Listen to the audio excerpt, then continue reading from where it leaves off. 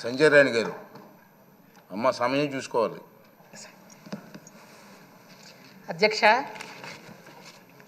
తమని ఇక్కడ అధ్యక్ష అని పిలిచే అదృష్టం కల్పించినటువంటి చంద్రబాబు నాయుడు గారికి నా హృదయపూర్వక నమస్కారాలు.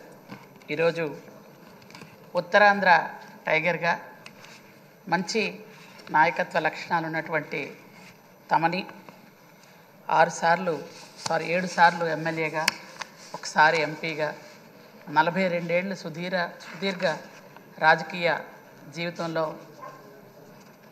మీ మాటని ఖచ్చితంగా నిక్కచ్చిగా చెప్పే మీ మనస్తత్వానికి ఈరోజు అత్యుత్తమైనటువంటి అధ్యక్ష పదవి వచ్చినందుకు ముందుగా నా హృదయపూర్వకమైనటువంటి శుభాకాంక్షలు తమకు తెలియజేసుకుంటున్నాను.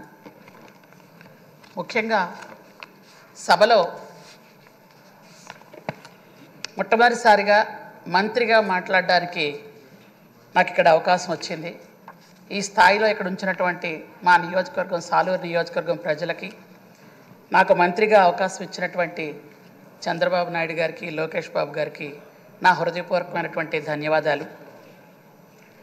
ఉత్తరాంధ్రలో ఏ సభని ఏర్పాటు చేసినా మా అయ్యన్న పాత్ర గారు వస్తే అది సూపర్ సక్సెస్.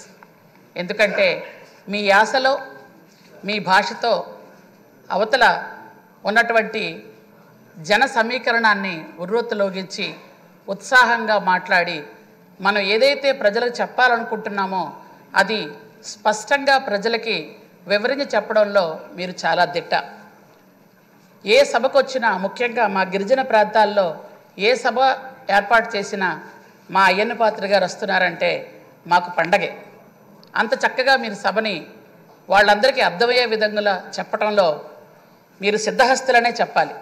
అలాంటి మా అయ్యన్న పాత్ర గారు ఈరోజు ఇక్కడ సభాధ్యక్షులుగా ఉండటం సభకి ఎంతో వని తెచ్చినట్టు అవుతుంది. ముఖ్యంగా గత కాలంలో నేను ఈ సభలో లేకపోయినా ఎమ్మెల్సీగా మేము ఎగువ సభలో ఉన్నాం. ఆ కాలంలో గత ప్రభుత్వంలో 2 సంవత్సరాలు మేము ఉండాల్సినటువంటి దురదృష్టమైనటువంటి పరిస్థితులు మాకు కల్పించారు.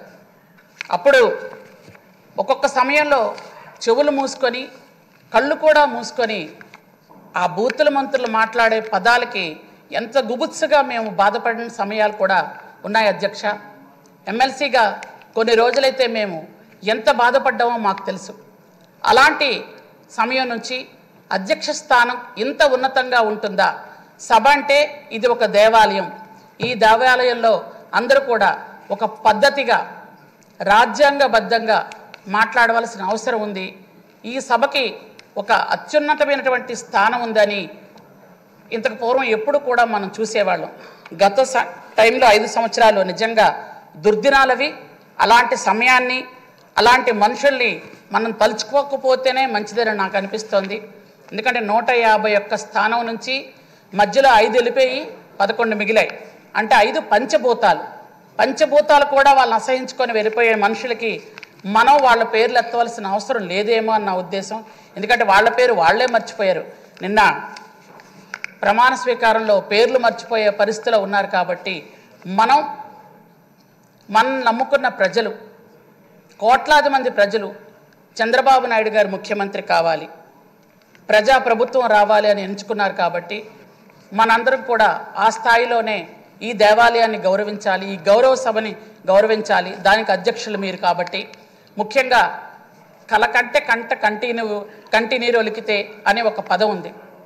మహిళలు ఎక్కడైతే బాధపడతారో వాళ్ళు ఖచ్చితంగా సర్వనాశనం అయిపోతారని అది మనకు క్లియర్గా కనిపించింది అధ్యక్ష. ఈ సభలో మహిళల్ని ఎంత దారుణంగా అవమానించారో. కాబట్టి ఈరోజు మనం అందరం కూడా ఏదో ఒక పదం మాట్లాడితేనే క్షమించండి అనో, లేదో రికార్డుల నుంచి తొలగించండి అంటాం. గత 5 సంవత్సరాలు నాకు తెలిసి అన్ని రికార్డుల నుంచి తొలగించాల్సిన భాషే. ఒక్కటి కూడా సభ్యత సంస్కారంగా మాట్లాడిన భాషలు లేవు. కాబట్టి దయచేసి ఈ సభని హుందాగా నడిపించడంలో మీరు ఖచ్చితంగా మీ అనుభవం ఉంటుంది కాబట్టి మమ్మల్ని అందరినీ కూడా నడిపించమని మరొక్కసారి మిమ్మల్ని కోరుకుంటూ మరొక్కసారి నా హృదయపూర్వకంగా మా ఉత్తరాంధ్ర నుంచి మీరు వచ్చారు కాబట్టి మా అయ్యన్న పాత్ర గారిని సగౌరవంగా మేము తెలియజేసుకుంటూ నాకు ఈ అవకాశం ఇచ్చిన మీకు హృదయపూర్వక ధన్యవాదాలు తెలియజేసుకుంటూ సెలవు తీసుకుంటున్న అధ్యక్ష. Thank you. సభ్యులందరికీ మనమండి కొంచెం సమయం చూసి మాట్లాడితే మంచిది. అయితే ఆల్రెడీ టైం అవుతుంది.